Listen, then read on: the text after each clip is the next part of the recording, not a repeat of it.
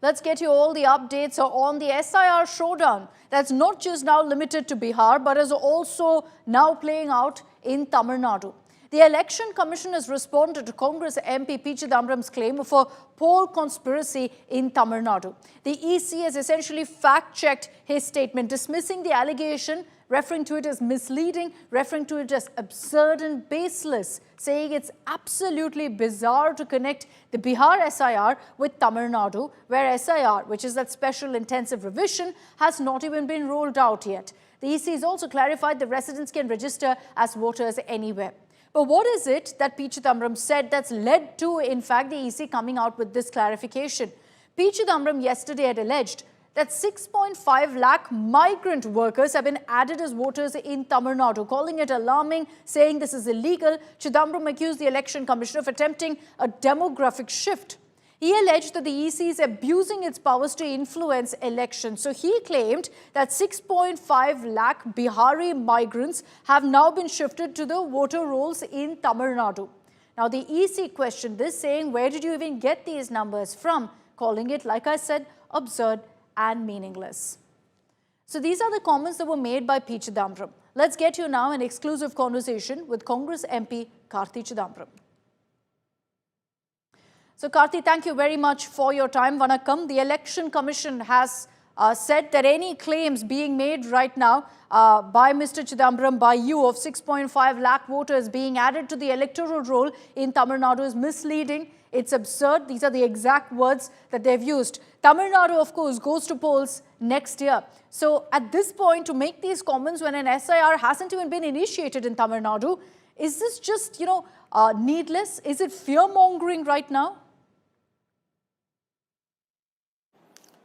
See, first of all, this entire exercise of SIR is akin to the Jim Crow laws which were prevalent in the United States during the days of segregation, where the Jim Crow laws made it very difficult for people of color to register to vote. This SIR exercise is yet another attempt to disenfranchise people from the marginalized communities and from the minority communities. Leaving that as it may be, 65 lakh voters have been removed from the rolls of Bihar. We have to look at the granular detail of the 65 lakh voters to see whether they are genuine resident citizens who have been left off, or are they valid reasons for their deletion. Out of the 65 lakh voters, they say a considerable sum have moved on to other states. In that data, they are saying that 6.5 lakh voters have now become registered voters of Tamil Nadu. This is a diabolical plot. Most of the migrants from Bihar come for temporary work in Tamil Nadu. They typically indulge in work in the construction industry or in the service industry. They move from place to place. They are not ordinarily resident of Tamil Nadu. They don't have a permanent address in Tamil Nadu. How can they become registered voters of Tamil Nadu? If 6.5 lakh voters from Bihar become voters in Tamil Nadu, this is an attempt to change the character of the Electoral College of Tamil Nadu. This is unacceptable. This is a diabolical plot to change the electoral character of the entire electorate of Tamil Nadu. Okay, but just that number you're referring to, where do these numbers even come from, Mr. Karthi Chidambaram, of 6.5 lakh voters in Tamil Nadu, migrant workers from Bihar who are being added to the electoral roll of Tamil Nadu? Where do these numbers come from? Are we, at the end of the day, jumping the gun? Because when the Election Commission has given details of the 65 lakh voters in Bihar, they say a lot of them have moved to other states. When they have moved to other states, the data they are giving is that 6.5 lakh are in Tamil Nadu. That is where the data is coming from. No, so, okay, let's refer to another aspect of this, the definition of an ordinary resident. Just to go deeper into that argument, we don't have those numbers. The EC has made it very clear. I'll reiterate that. But having said that, Section 20 of the Representation of the People Act of 1950 defines an ordinary resident. So if anyone is living in Delhi, hails from Tamil Nadu, they become a voter in Delhi. If I have documents now of Delhi, I'm from Tamil Nadu, yes. But, because I'm from Tamil Nadu, but I live in Delhi, I vote in Delhi. So similarly, those who were from Bihar, if they live in Tamil Nadu, they are voters in Tamil Nadu now. I completely agree with your contention. I know you are from Tamil Nadu. Now you have permanently moved to Delhi. You have an address in Delhi. You are working in Delhi. You are entitled to register to vote in Delhi. But the migrant worker is not a permanent resident of Tamil Nadu. He or she is moving from project to project. There might be a project in Tamil Nadu for which they are working for 6 months, after which that construction company or their contractor might take them to another state or to another part of Tamil Nadu. So where are they permanently resident? Which part of Tamil Nadu are they permanently resident in? They are migrant workers.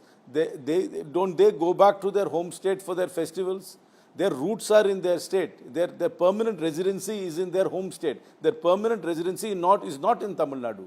They are moving from project to project. So which constituency would you register them in? Suppose they work for the metro project in Chennai for some time. Then they move on to another construction site, say in the outskirts of Chennai. Then they move to a project in Madurai. Where are you going to register them? Fair enough, fair question. But that's the point here. And I'll come back to what I asked earlier, Mr. Karthi Chidambaram, about whether we're jumping the gun. The SIR hasn't begun in Tamil Nadu. And for obvious reasons, the Election Commission has their own scrutiny process. They will check papers, check documents before adding anyone into the electoral roll. So even if what you're suggesting actually happens, that, you know, someone has migrated to Tamil Nadu just for some brief work, at the end of the day, they'll have to submit papers to be able to vote there. The point is, Election Commission has said that 6.5 lakh voters of the migrant, of the people, there has been many lakhs of voters they have deleted. Out of the many lakhs, they have said a part of them are moved out of the state. Out of the people who are moved out of the state, they are saying that 6.5 lakhs have moved to Tamil Nadu. That is where the problem is. How are they accepting that these 6.5 lakhs have become permanent residents of Tamil Nadu in order to become voters? So what documents are they basing them on? And how are these people, and which constituency are they assigning them to? If they are migrant workers who are moving from project to project, how can they be assigned a specific constituency to be a voter? I am a voter in the Sivaganga parliamentary constituency and in the Tirupattur assembly, because I am a resident in Managiri, which is part of the Tirupattur assembly. That is where I am registered as a voter. I mean, just because I move from Chennai to Sivaganga, from Sivaganga I move to another place in Tamil Nadu, I am not registered to vote in all three places. I am permanently resident in a place. So where are these migrant workers permanently resident? That is the clarification we need. If they are not permanently resident, they can't be voters. And this bringing in these migrant workers into the electoral roll, you are trying to change the character of the electoral college of Tamil Nadu. I'll take that forward, but reiterate here that the Election Commission has made it very clear that there is no addition of 6.5 lakh voters, as you've alleged repeatedly. But you also raised the point of, you know, what this will do in Tamil Nadu. If, and there's a big if right now, there is an addition really in the electoral rolls in Tamil Nadu, what do you think will be the impact in the state in the upcoming elections? I don't know, suddenly if you add, say, 50,000 voters to an assembly, or 10,000 voters to an assembly segment who are not rooted to Tamil Nadu, I don't know what their concerns are. I mean, what is their social connect with the place? What is their economic connect to the place? They are there only for a project. So it can have very serious repercussions. The weightage of the permanent resident goes down. I don't know how these 10,000 people will vote. I mean, leaving that aside. But the weightage of the permanent resident goes down. That is unacceptable.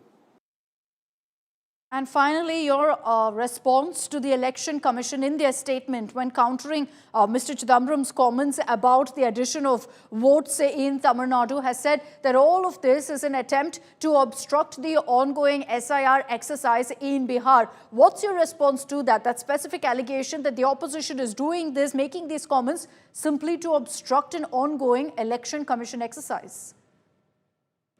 These are obviously legitimate concerns which are emanating from the ground.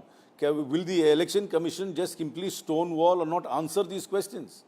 I mean, while there are many people who raised questions about the EVM, there were people who defended. I was one of the few people who defended the EVM. But now the conduct of the Election Commission is seriously suspect.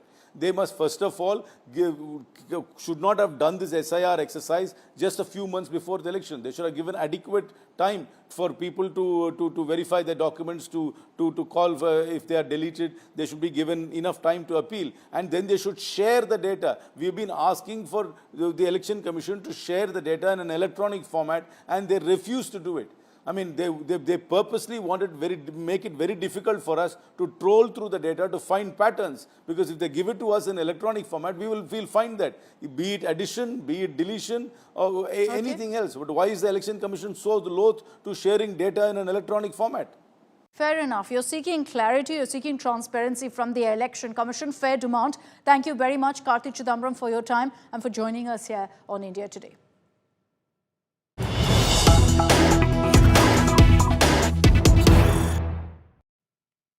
Let's get you now breaking news that's coming in from Kerala, where a huge controversy is erupted after a video emerged of the CPIM organizing a send-off to the accused who are involved in the assault on now-Rajya Sabha MP C. Sadanandan. His story, remember, is of how he had lost both his legs in a horrifying assault that had taken place on him years ago. He's been now made a Rajya Sabha MP. But that image, the videos on your screens, is of a send-off by CPIM workers for the accused of that assault. This took place in Talasheri in Kerala, in which, in fact, you also had the former Health Minister of Kerala, K.K. Shailaja, an MLA currently also participating. CPIM activists are raising slogans for the accused as if they are heroes. These were the men who actually attacked C. Sadanandan, the now Rajya Sabha MP, and cut off his legs.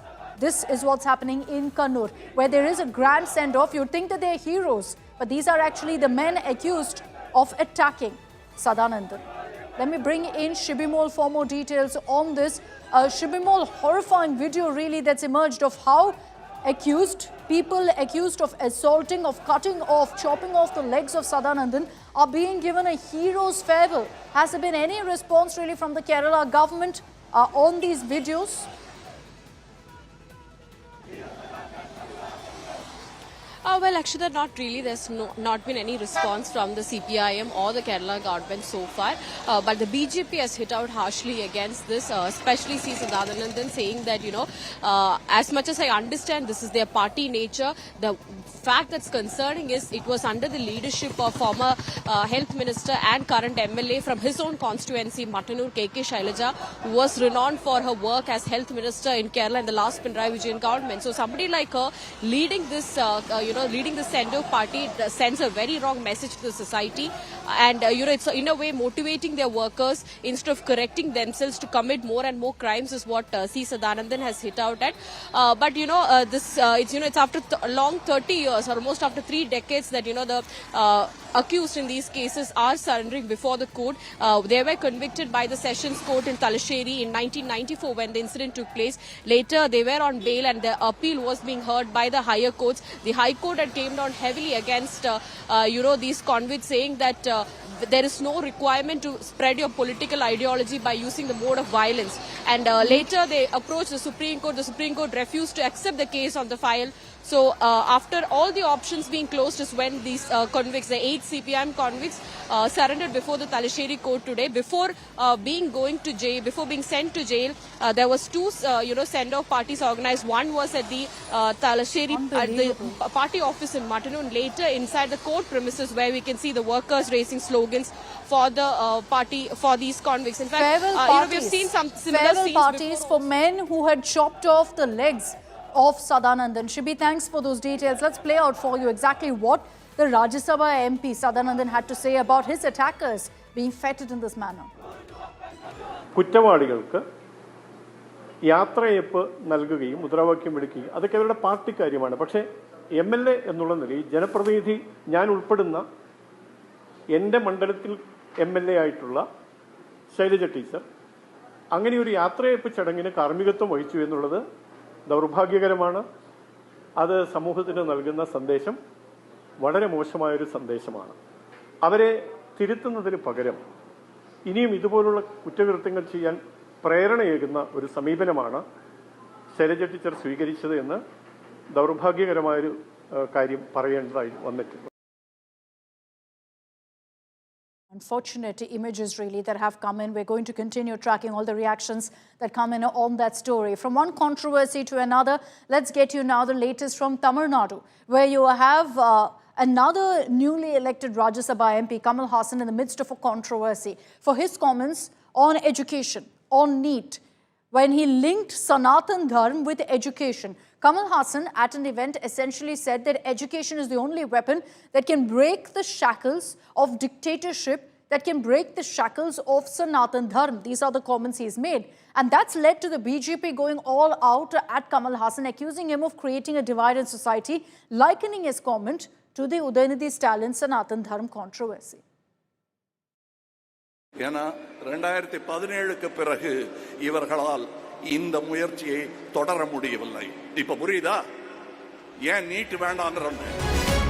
Rajya Sabha MP Kamal Haasan's statement questioning the national eligibility entrance test for medical admissions implemented in 2017 sparks a political controversy.